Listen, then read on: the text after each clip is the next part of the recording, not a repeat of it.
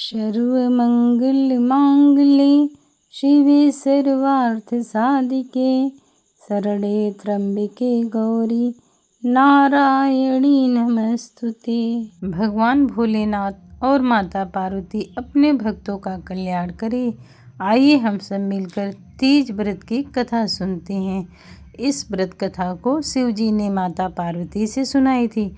पार्वती जी ने शिव जी से पूछा, किस पुण्य के प्रभाव से आप मुझे पति रूप में प्राप्त हुए हैं? तो शिव जी कथा सुनाते हुए कहते हैं, हे गौरी, पर्वतराज हिमालय पर स्थित गंगा के तट पर तुमने अपनी बाल्यावस्था में 12 वर्षों तक अधोमुख होकर अत्यंत घोर मेरी तपस्या की थी। इतनी अवधि में तुमने अन्न न खाकर पेड़ों के सूखे पत्ते चबाकर व्यतीत किए। माघ की विकराल ठंड में तुमने निरंतर जल में प्रवेश करके तप किया था। वैशाख की जला देने वाली गर्मी में तुमने पंचाग्नि से शरीर को तपाया। सावन मास के मूसलाधार घोर बारिश में खुले आसमान के नीचे अन्न जल तुमने त्याग करके वहीं पर मेरी तपस्या की थी। तुम्हारे पिता तुम्हारी कष्टदायी साधना तपस्या को देखकर अत्यंत दुखी होते थे। उन्हें बहुत ही क्लेश था। तब एक दिन तुम्हारी तपस्या तथा पिता के क्लेश को देखकर नारद जी तुम्हारे घर पधारे। तुम्हारे पिता ने हृदय से अतिथि सत्कार करके उनके आने का कारण पूछा। नारद जी ने कहा, गिरिराज, मैं भगवान विष्णु के भेजने पर यहाँ उपस्थित हुआ हूँ। आपकी कन्या ने अत्यंत कठोर तपस्या किया है। इससे प्रसन्न होकर आप अपनी सुपुत्री से विवाह करना चाहते हैं। इस संदर्भ में आपकी क्या राय है? नारद जी की बात सुनकर गिरिराज हिमालय गदगद हो गए। उनके तो जैसे सारे क्लेश ही दूर हो गए। प्रसन्नचित्त होकर वे बोले, हे नारद जी, यदि स्वयं विष्णु मेरी कन्या का वरण करना चाहते हैं तो मुझे भला इसमें आपत्ति क्या है? वे तो साक्षात ब्रह्म हैं। हे महर्षि, यह तो हर पिता की इच्छा होती है कि उसकी पुत्री सुख समता से युक्त पति के घर लक्ष्मी बने। पिता की सार्थकता इसी में है कि पति के घर जाकर उसकी पुत्री पिता के घर से अधिक सुखी रहे। तुम्हारे पिता की स्वीकृति पाकर नारद जी विष्णु जी के पास गए। उनसे तुम्हारे विवाह के निश्चय होने का समाचार सुनाया। मगर इस विवाह का सम्मत जब तुम्हारे कान में पड़ी तो तुम्हारे दुख का ठिकाना न रहा।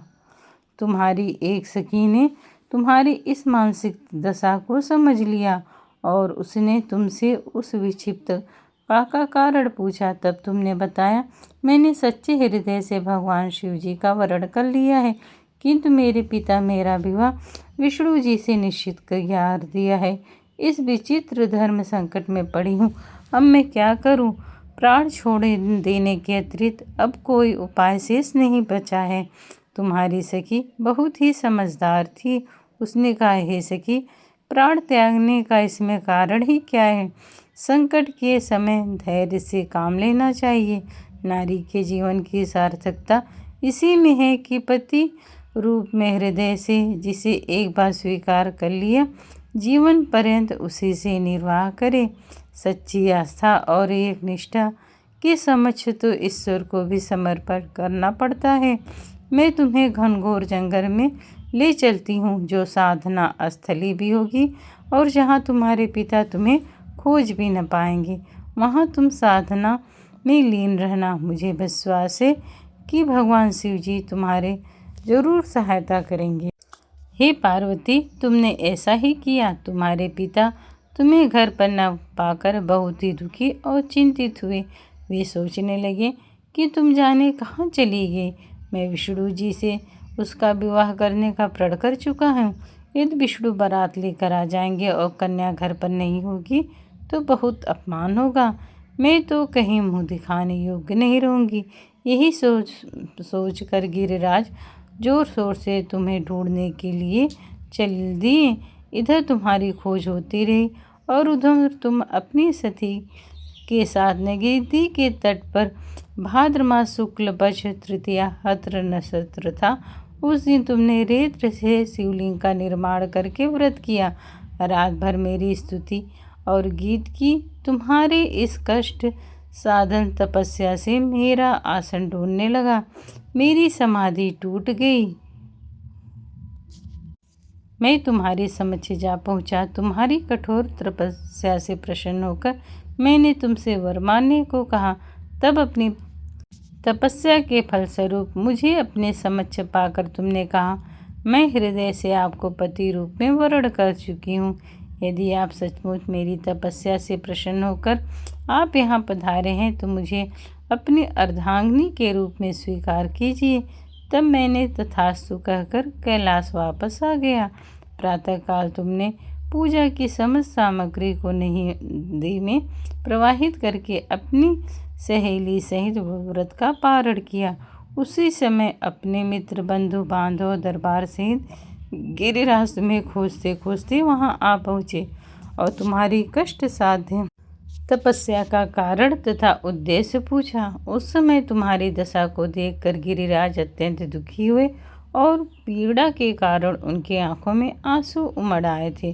तुमने उनके आंसू पोंछते हुए विनम्र स्वर में कहा, पिताजी, मैंने अपने जीवन का अधिकांश समय कठोर तपस्या में बिताया है। मेरी इस तपस्या का उद्देश्य केवल यही था कि मैं महादेव के पति रूप में पाना चाहती हूँ। आज मैं अपनी तपस्या पूरी कर चुकी हूँ। आप मेरा विवाह विष्णु जी से करने का निर्णय ले चुके हैं, इसलिए मैं अपने आराध्य की खोज में घर को छोड़कर चली आई थी। अब मैं आपके साथ इसी शर्त पर जाऊंगी कि आप मेरा विवाह विष्णु जी से न करके महादेव जी से करेंगे। गिरिराज ने अपने पुत्री का बात मानकर विधि विवाह के साथ माता पार्वती और शिव जी के साथ उनके विवाह करने का वचन दिया और माता पार्वती को लेकर घर आ गए। इस व्रत को जो कोई करता है, भगवान भोलेनाथ और माता पार्वती उस पे अपनी विशेष कृपा करते हैं। जय भोलेनाथ, जय माँ पार्वती। अब आइए हम लोग माँ की आरती करते हैं। शीस गंग अर्धंग सदा पार्वती विराजित कैलाशी, नंदी भृंगी नृत्य करते हैं गुण भक्तन शिव की दासी। शीतल मंद सुगंध भवन है, बैठे हैं शिव अविनाशी। करत गान गंधर्व सप्त सग राग रागिन अतिहासी। यच्छ रच्छ भैरव जह डोलत बोलत है वन के वासी। कोयल शब्द सुनावत सुंदर गुंज है गुंशीस। काशी काशी के अवासी अविनाशी, मेरी सुध लीजो सेवक जान सदा चरणन को अपना जान दर्श दीजो। शीस गंग अर्धंग सदा पार्वती विराजित कैलाशी। जय भोलेनाथ, जय माँ पार्वती।